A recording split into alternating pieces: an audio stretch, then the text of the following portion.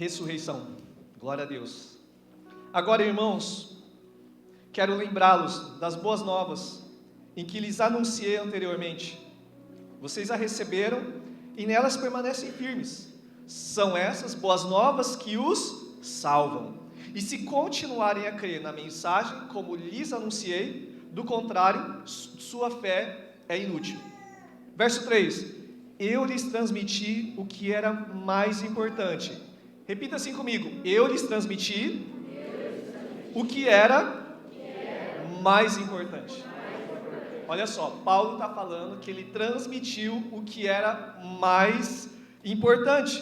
Em outras traduções está falando, porque primeiramente vos entreguei o que também recebi. Primeiramente é o mais importante, é o antes de tudo. E nessa tradução aqui, NVT está falando mais importante. E o que é mais importante? Cristo morreu por nossos pecados, como dizem as Escrituras. Agora, não para por aqui. Ele foi sepultado e ressuscitou no terceiro dia, como dizem as Escrituras. Glória a Deus! Então, ele ressuscitou no terceiro dia. Ele ressuscitou no terceiro dia. E nós também ressuscitaremos. Amém? Com ele. Se com ele morremos, com ele ressuscitaremos. Vamos dar continuidade aqui. O verso 5. Diz a palavra que ele apareceu para quem? Pedro.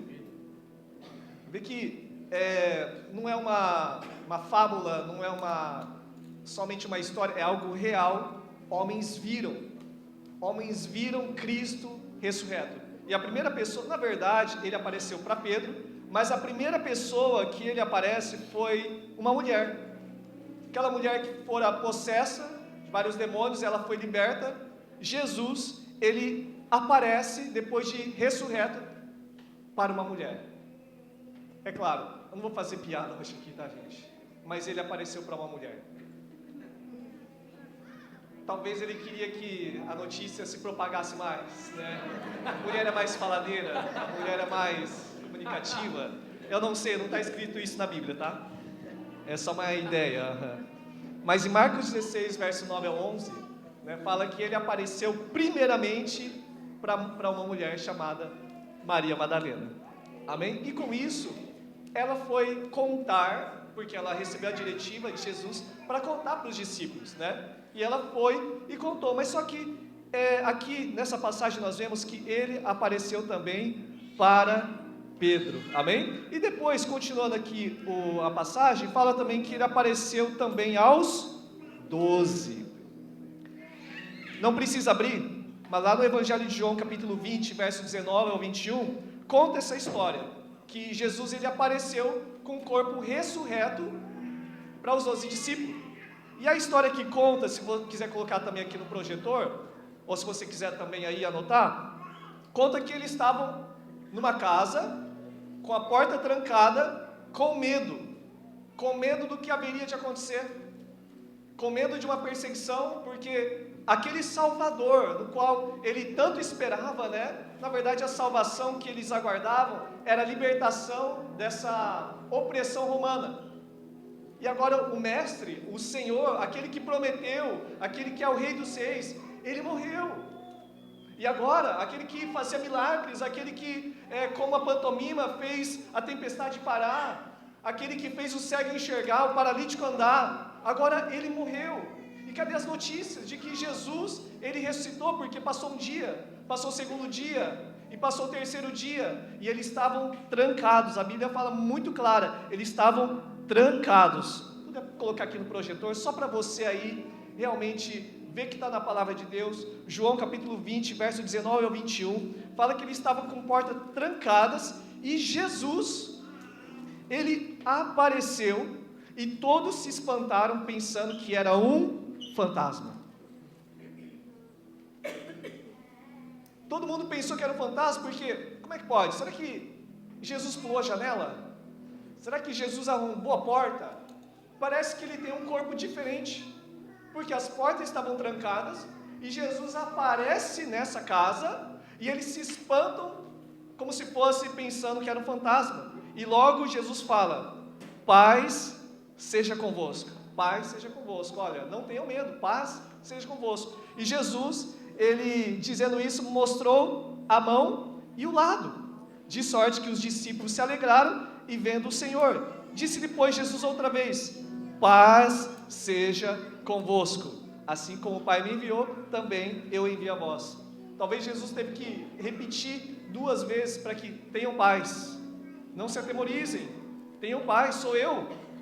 E eu ressuscitei, tenham paz, não fiquem com medo. Então, começa a juntar a peça aí, começa a juntar aí algumas ideias que o texto, a Bíblia, ela nos lança, porque isso nos traz esperança. É um corpo diferente. Amém?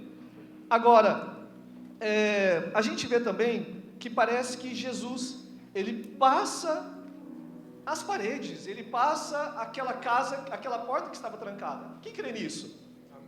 Amém? Não é cena de filme, mas é um corpo diferente que nós vemos aqui em Lucas 24, também verso 36, 37, do 39 ao 42, fala daquele momento onde os discípulos ali estavam também tristes, mas Jesus com o corpo ressurreto, ele estava ali na praia, ele estava assando ali um peixe, e esse corpo glorificado, Jesus ressurreto, ele come juntamente. É um corpo ressurreto, é um corpo diferente, mas é um corpo que come.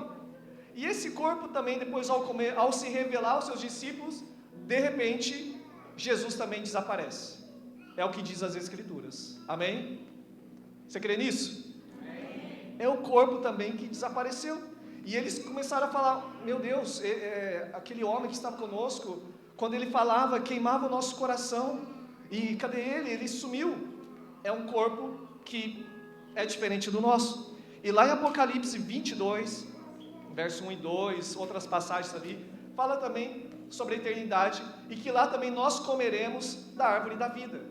Então nós comeremos, tá? É um corpo que ainda ele come, tá? Mas é um corpo diferente. Gostou dessa parte, né? Comer é bom, né? Glória a Deus. Mas olha só, voltando lá para o Evangelho de João, capítulo 20, verso 26 ao 29, passando 8 dias, vamos abrir lá?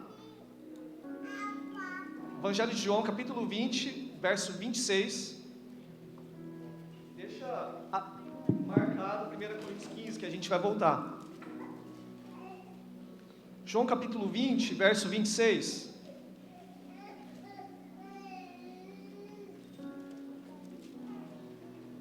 Diz assim: 8 dias depois,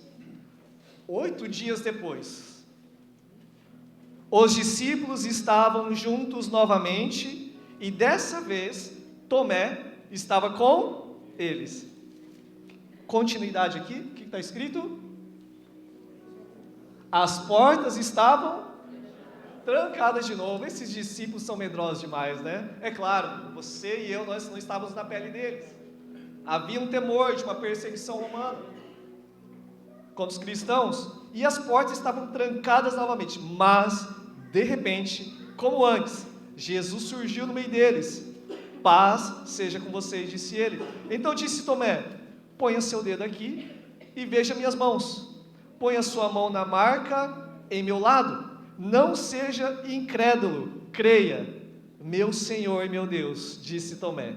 Então Jesus lhe disse: você crê porque me viu. Felizes são aqueles que creem sem ver. Amém? Mais uma vez nós vemos aqui a repetição dessa história onde Jesus, ele aparece do nada. Ele passa as paredes. Assim como nós vemos os anjos também no Antigo Testamento se manifestando ali, você vê que são anjos diferentes, são corpos diferentes. Então, há uma ressurreição que foi registrada aqui nas Escrituras. E felizes são aqueles que não viram e creram. E verso 6 também fala que ele apareceu para mais de 500 irmãos. Lá em 1 Coríntios 15, volta lá por favor, 1 Coríntios 15, verso 6, fala que ele apareceu para mais de 500 irmãos e que estava vivo ainda naquela época. Ou seja, tentaram apagar essa história que Jesus, o corpo de Jesus ressuscitou. Porque a gente sabe a história. Jesus, o túmulo de Jesus está vazio, porque ele ressuscitou. E desde então estão tentando apagar isso na história, mas nós queremos afirmar. Eu quero puxar a cordinha novamente para que a gente possa nos atentar. Há uma ressurreição, há uma vida após tudo isso. Há uma vida após tudo isso que nós estamos vivendo, que nos traz, talvez, consolo para alguns, ou talvez medo para outros. Mas há uma vida após isso. Amém? E verso 7, continuando, do capítulo 15 de Coríntios, fala que ele apareceu também a Tiago, meu irmão de Jesus. E conta a história também aqui, João capítulo 7, verso 5, fala que Tiago, o irmão de Jesus, no início, ele não creu em Jesus. Ele não cria que Jesus era o Filho de Deus, era o Messias, era o enviado de Deus. Mas quando Jesus ele morre, e quando Jesus ressuscita e aparece para Tiago, aí não tem como não crer, né, gente? Não tem como não crer. Tiago ele passa a crer, e se você ver a história depois, Tiago foi um dos líderes da igreja de Jerusalém.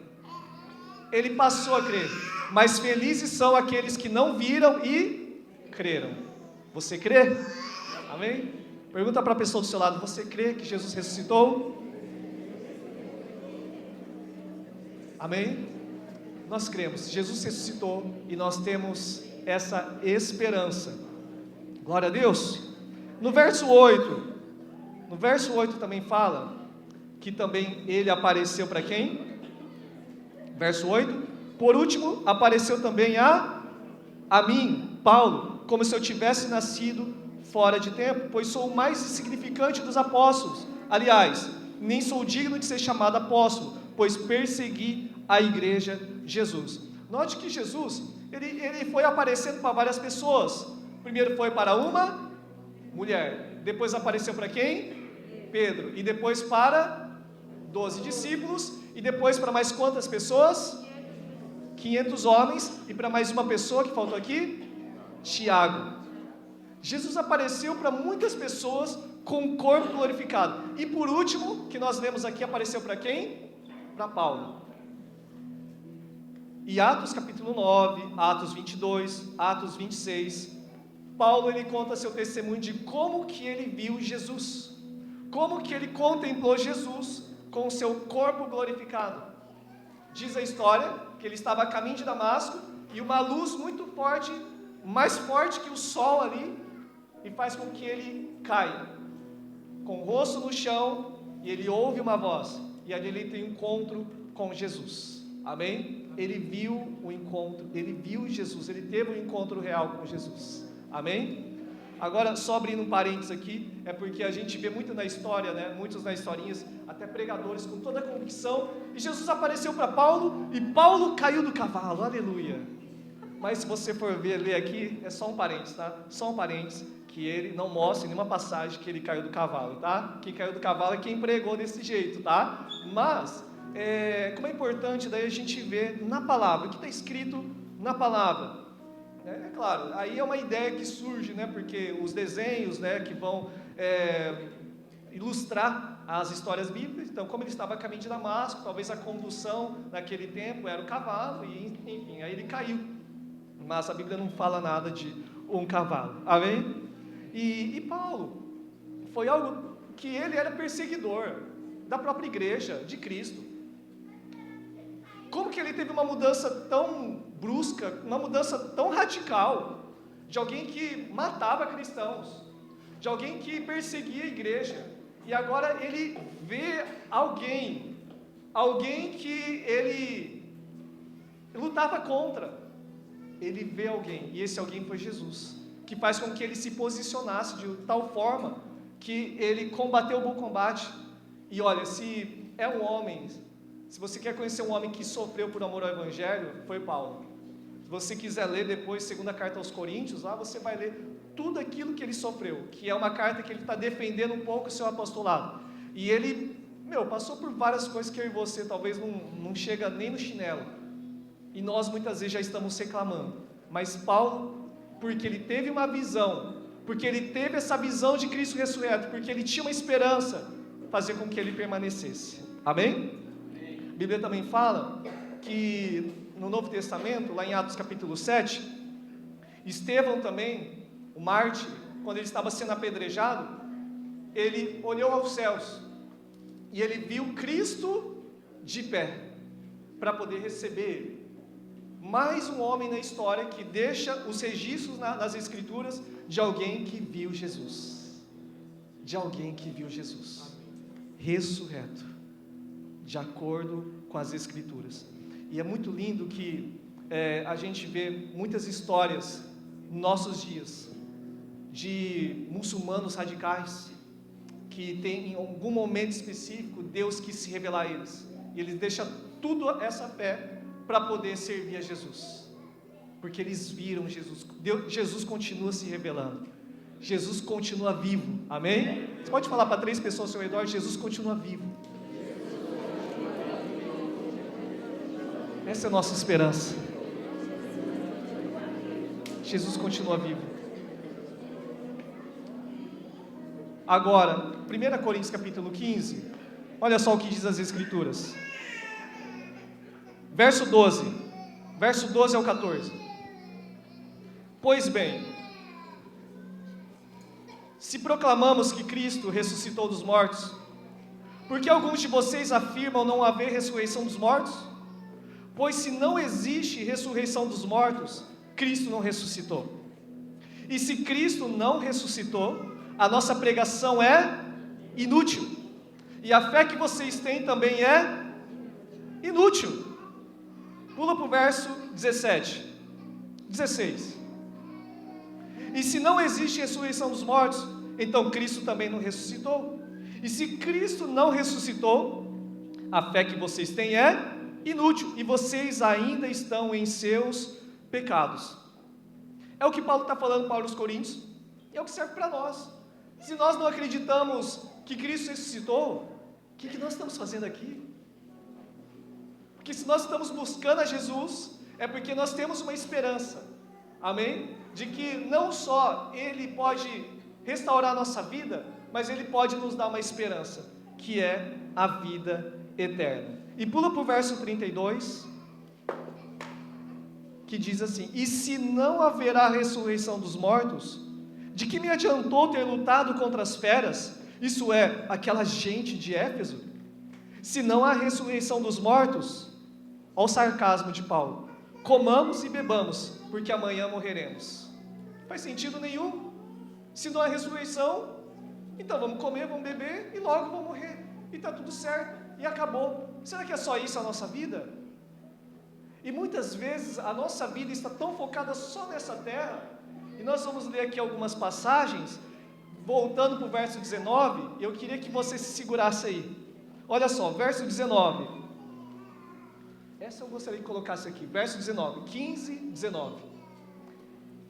Eu vou ler nessa versão aqui, mas tem uma versão Almeida Corrigida, que acho que é mais forte. Traz um sentido um pouco mais claro. Que diz assim: se a nossa esperança em Cristo vale apenas para essa vida, somos os mais dignos de pena em todo o mundo. Em outras traduções está o quê? Vamos ler todos juntos? Se esperamos em Cristo só nessa vida, somos os mais miseráveis de todos os homens. Mais uma vez, se esperamos em Cristo só nessa vida, somos os mais miseráveis de todos os homens. Meu Deus! E o evangelho que muitas vezes é pregado, o evangelho do coaching, né? Essas coisas que é muito só nessa vida, é nessa vida, você vai conseguir, e você pode, e você consegue, parece que é só para essa vida. Esse evangelho parece que não prepara a gente para a eternidade, porque para acessar essa eternidade, será necessário santidade. Para acessar a eternidade, será necessário um posicionamento que a gente já está falando aqui já há um mês, Deus chamando a nossa atenção, porque Deus tem trazido discernimento de tudo aquilo que foi liberado nesses últimos dias. A gente teve uma reunião com o presbitério, e Deus trouxe o discernimento de todos esses sonhos, que pessoas tiveram, que se conectaram, e nós tivemos esse discernimento. E o discernimento é isso, nós precisamos realmente nos alinhar cada vez mais na palavra. Não focar nas distrações, mas focar naquilo que Deus ele tem para nós. Amém? Então, se nós esperamos só Cristo nessa vida, Jesus, eu quero uma cura. Para que uma cura? Para você ficar bem, para você conseguir um emprego, para você parar com essa dor, porque essa dor me incomoda. Que pequeno, que sem sentido. Porque se a nossa vida não for para Ele, a Bíblia fala somos os mais miseráveis. Quantos estão entendendo isso? Sabe? Se a nossa vida consiste apenas aqui nessa terra, somos os mais miseráveis. Agora, se a gente tem uma esperança de que algo além, faz todo sentido daí. Amém? Verso 33, continuando daí o verso 32, Paulo ele dá uma pequena advertência para aquele povo, porque os coríntios estavam um pouco confusos, porque eles estavam começando a ouvir muitas outras pessoas, e isso estava trazendo confusão, dúvidas no coração. E olha só o que Paulo vai falar no verso 33. Não se deixe enganar pelos que dizem essas coisas, pois as más companhias corrompem os bons costumes. Vou repetir. Não se deixe enganar pelos que dizem essas coisas, pois as más companhias corrompem os bons costumes. É muito importante a gente avaliar isso daqui. É claro que é um ditado popular, mas diz o ditado popular que me diz com quem tu andas, que eu digo quem tu és. Porque há certo fundamento nessa frase. Porque as más companhias corrompem os bons costumes. É muito importante a gente cercar de pessoas que, como Paulo, ele estava focado na eternidade, ele estava alinhado com a eternidade. Porque enquanto a gente começar a se alinhar e andar com gente que só olha para essa terra, é aí que está o perigo. E a gente começa a se embriagar com as coisas dessa vida, e quanto menos se espera, a igreja já não é mais importante. Quanto menos se espera, essa comunhão não é importante. Quanto menos se espera, eu não preciso mais de nenhum irmão. Por quê? Porque o meu coração, o que eu ouço é só isso. Eu sou igreja, eu preciso viver isso, eu quero conquistar nessa terra. E é muito perigoso isso. Nós precisamos nos cercar como igreja, amém? Com pessoas que crêem na ressurreição. Amém? Você vê que Pedro, quando Jesus ele foi levado, traído por Judas, várias pessoas ali falavam assim: não, você é discípulo de Jesus, porque a tua fala é como Jesus. De tanto andar junto, a fala ficou parecida. Sim ou não? Quando você anda muito junto com alguém, você até acaba pegando uns trejeitos dessa pessoa. Mas Deus aqui não quer fazer nenhuma cópia, amém? Tem que ser cópia só de Jesus. Glória a Deus. Então, é necessário a gente também pontuar isso. Agora, vamos pular para o verso 40? Todos estão aí? Amém? É 11h15 ainda. Verso 40. Também há corpos celestes e corpos terrestres. A glória dos corpos celestes é diferente da glória dos corpos terrestres. O sol tem um tipo de glória, e enquanto a lua, as estrelas têm outro, e até mesmo as estrelas diferem em glória uma da outra. Verso 42. O mesmo acontece com a ressurreição dos mortos. Quando morremos, o corpo terreno é plantado no solo, mas ressuscitará para sempre. E o nosso corpo é enterrado em desonra, mas ressuscitará em glória. É enterrado em fraqueza, mas ressuscitará em força. É enterrado como corpo humano natural, mas ressuscitará como corpo espiritual. Pois assim como há corpo natural, também há corpo espiritual. Glória a Deus. É isso que me traz esperança. Por favor, cuide-se do seu corpo, cuide-se da sua saúde, mas não seja narcisista, porque esse corpo uma hora vai passar. Esse corpo uma hora vai voltar para onde? Para para o pó. Por isso que essas passagens me trazem esperança, não uma desculpa para falar da minha força aqui, tá? Do meu físico. Mas aqui me traz uma esperança, porque realmente o nosso corpo ele cansa, o corpo está cansado de ontem, mas aqui também traz uma esperança, porque há um corpo que eu vou receber, que é um corpo diferente, e segundo tudo que a gente leu, é um corpo que parece que se move de lugares, de um lado para o outro, num simples piscar de olhos. É um corpo diferente, que foi ressurreto, é um corpo glorificado pelo poder do nome de Jesus, amém? E nós receberemos esse corpo, se nós, todavia, permanecemos firmes nele, amém? E verso 51, falei que a gente ia ler bastante hoje, esse capítulo, verso 51, acompanha aí. Mas eu lhes revelarei um segredo maravilhoso, nem todos dormiremos, mas todos seremos transformados, e acontecerá num instante, num piscar de olhos, ao som da última trombeta, pois quando a última trombeta soar, aqueles que morreram ressuscitarão a fim de viver para sempre, e nós que tivermos vivos, também seremos transformados, pois o nosso corpo mortal precisa ser transformado em corpo imortal. Então, quando o nosso corpo mortal tiver sido transformado em corpo imortal, se cumprirá a passagem das Escrituras que diz: a morte foi engolida na vitória. Ó morte, onde está sua vitória? Ó morte, onde está o seu aguilhão? O pecado é o aguilhão da morte que nos fere, e a lei é o que torna o pecado mais forte. Mas graças a Deus que nos dá a vitória sobre o pecado e sobre a morte por meio de nosso Senhor Jesus Cristo. Aleluia! Glória a Deus! Por meio de Jesus Cristo. Paulo, ele tinha essa visão tão clara no seu coração, que era a ressurreição. Ele recebeu tantas revelações da parte de Deus, pessoalmente, do próprio Jesus, e agora ele compartilha com a igreja, ele compartilha conosco aqui, e você vê Paulo exalando tudo isso. A igreja de Tessalônica foi uma igreja que ele, acho que ficou só algumas semanas, se eu não me engano, umas 3 semanas ali na igreja. Logo teve uma perseguição muito forte naquela cidade, e ele teve que sair fugitivo. E aí ele vai escrever uma carta para os Tessalonicenses. E o que ele vai falar para os Tessalonicenses? Se você conhece as cartas, ele só vai falar do quê? Do arrebatamento.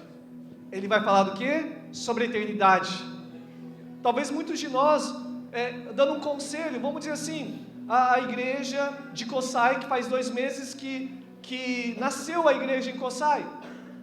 Qual conselho nós daríamos para Coçai? Qual conselho nós daríamos para os pastores de Coçai, para a igreja de Coçai? Talvez nós daríamos vários conselhos. Olha, cuidado com isso, se firme nisso. Mas não, Paulo, que ele vai falar? Ressurreição.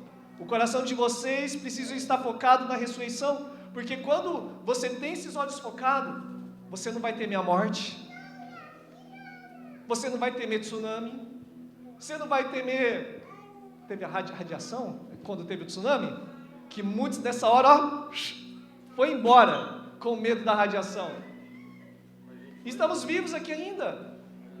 Teve crise em 2008, teve crise em 2011, estão falando que vai ter outra crise também. Estamos vivos até hoje.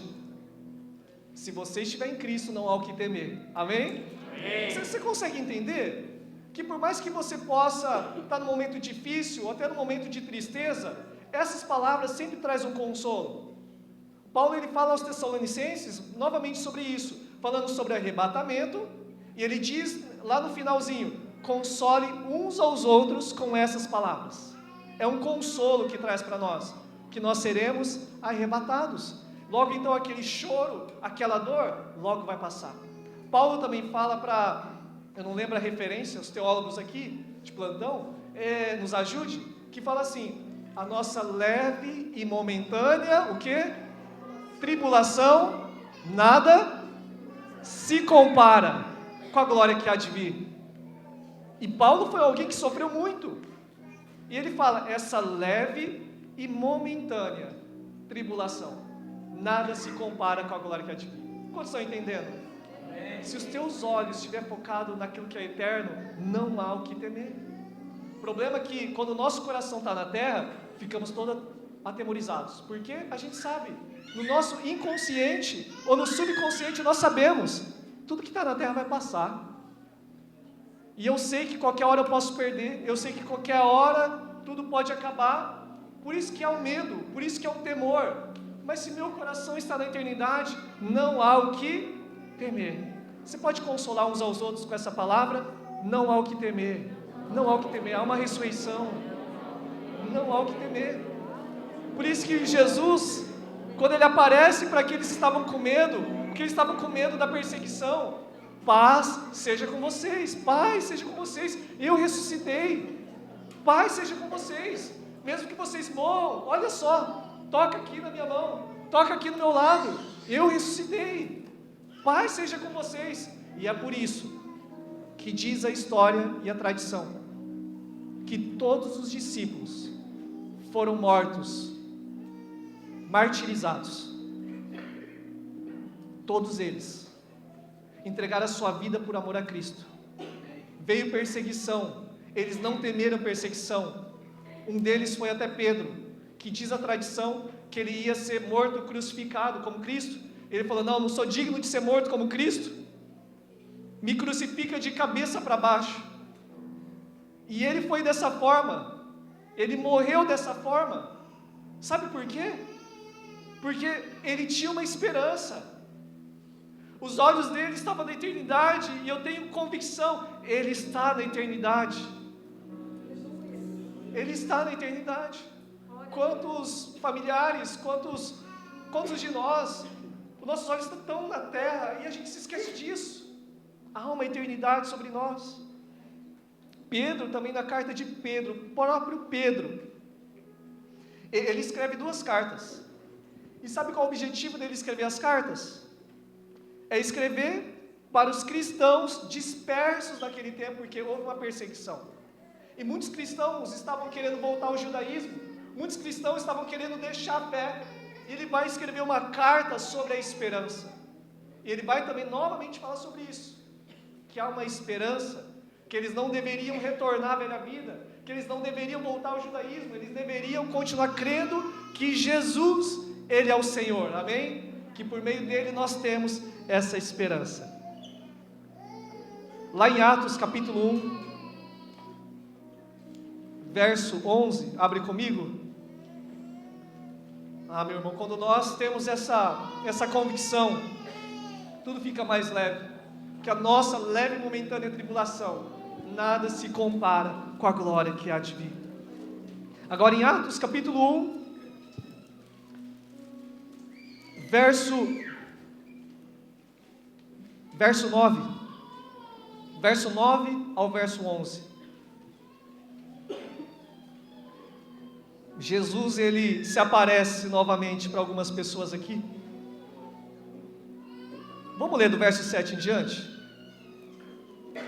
Dá vontade de ler o capítulo todo, na verdade. Mas vamos lá, do verso 7 em diante. Ele respondeu: o Pai já determinou o tempo e a ocasião para que isso aconteça, e não cabe vocês a saber. Vocês receberão poder quando o Espírito Santo descer sobre vocês, e serão minhas testemunhas em toda parte, em Jerusalém, em toda a Judéia, em Samaria e nos lugares mais distantes da terra. E depois de ter dito isso, o que aconteceu? Foi elevado numa nuvem. E os discípulos não conseguiram mais vê-lo. Continuaram a olhar atentamente para o céu, até que 2 homens, vestidos de branco, apareceram de repente no meio deles. E disseram: homens da Galileia, por que estão aí parados, olhando para o céu? Esse Jesus, que foi elevado do meio de vocês aos céus, voltará do mesmo modo como viram subir. Glória a Deus. Jesus com o corpo ressurreto. Você viu que é um corpo diferente? É um corpo que agora está subindo aos céus. E ele some ali nas nuvens. E os anjos aparecem e falam: do mesmo modo que vocês viram, do mesmo modo ele descerá. Isso é o que vai acontecer em algumas profecias registradas em Zacarias, capítulo 14, não precisa abrir, mas fala que naquele dia os seus pés estarão sobre o Monte das Oliveiras. Então meu Deus virá com todos os santos. O próprio Jesus, ele pisará com seus pés no Monte das Oliveiras. Amém? Ele pisará ali. Só que o grande problema, essa parte é mais parte escatológica, sei que tem várias visões, teses escatológicas, mas nós não vamos debater.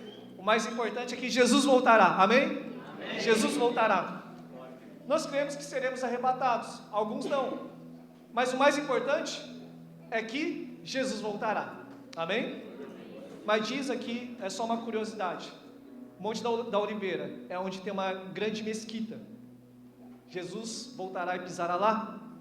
E na verdade o templo também, que é para ser reconstruído nos últimos dias, quando Jesus retornar e implantar o reino de Deus aqui na terra, deve ser naquele lugar. Então, para ser construído um templo, terá que destruir uma mesquita, que é praticamente idolatrada pelos muçulmanos. Ou seja, quando Cristo voltar, é o que as Escrituras vai dizer aqui, vai acontecer muito derramamento de sangue, vai acontecer muita perseguição contra Israel, até que Jesus, no momento certo, ele voltará com todos os santos, que é eu e você, amém? Voltará para reinar e pisar, Jesus pisará ali, amém? E reinará, implantará o reino dele. Vê que é um corpo diferente. Agora no verso 58 do capítulo 15, para a gente encerrar, quase encerrar. 1 Coríntios capítulo 15, verso 58, olha a forma que ele termina.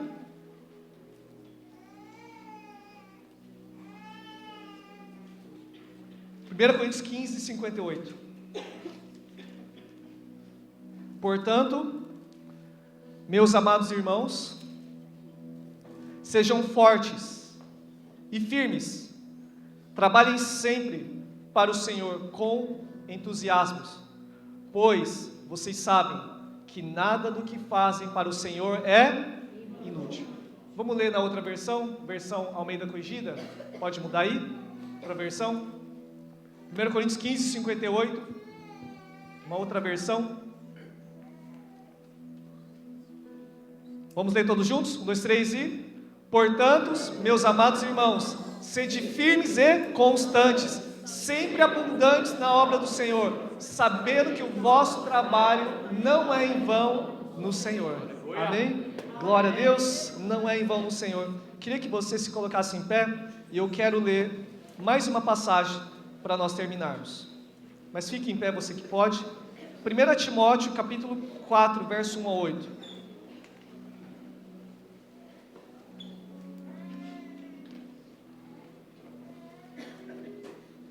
1 Timóteo, capítulo 4, verso 1 a 8. 2 Timóteo, capítulo 4, verso 1 a 8. A maioria que conhece, é as últimas palavras de Paulo, aquele que escreveu 1 Coríntios, capítulo 15, aquele que sempre está falando ao Tessalonicenses sobre o arrebatamento. É Paulo que está aqui falando suas últimas palavras aqui para o seu discípulo Timóteo. 2 Timóteo, capítulo 4, verso 1. Eu lhes digo solenemente na presença de Deus e de Cristo Jesus, que um dia julgará os vivos e os mortos, quando vier para estabelecer seu reino. Pregue a palavra, esteja preparado, quer a ocasião seja favorável, quer não. Corrija, repreenda e encoraje com paciência e bom ensino, pois virá o tempo em que as pessoas já não escutarão o ensino verdadeiro, seguirão os próprios desejos e buscarão mestres que lhes digam apenas aquilo que agrada aos seus ouvidos. Está acontecendo isso? Rejeitarão a verdade e correrão atrás de mitos. Timóteo, você porém deve manter a sobriedade em todas as situações. Timóteo, não tenha medo de sofrer. Trabalhe para anunciar as boas novas e realize todo o ministério que lhe foi confiado. Quanto a mim, Timóteo, quanto a mim, minha vida já foi derramada como oferta para Deus. O tempo de minha morte se aproxima. Lutei o bom combate, terminei a corrida e permaneci fiel. Agora o prêmio me espera, a coroa da justiça, que o Senhor, o justo juiz, me dará no dia da sua volta. E o prêmio não será só para mim, mas para todos que, com grande expectativa, aguardam a sua vinda. Amém? Glória a Deus. Eu quero só repetir o que Paulo falou aos Coríntios: se esperamos Cristo só para esta vida, somos os mais miseráveis de todos os homens. Amém? Somos os mais miseráveis de todos os homens. Aqui eu queria encerrar fazendo algo que eu li, compartilhando algo que eu li, de uma entrevista que teve de um cristão com um ateu.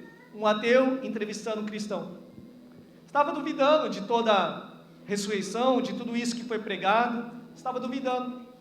Só que, já contei isso várias vezes aqui na igreja, mas acontece que aquele cristão, ele disse: suponhamos então que tudo isso que foi pregado hoje é mentira, e se você morrer hoje e foi mentira, você não perdeu nada, afinal de contas, foi tudo mentira.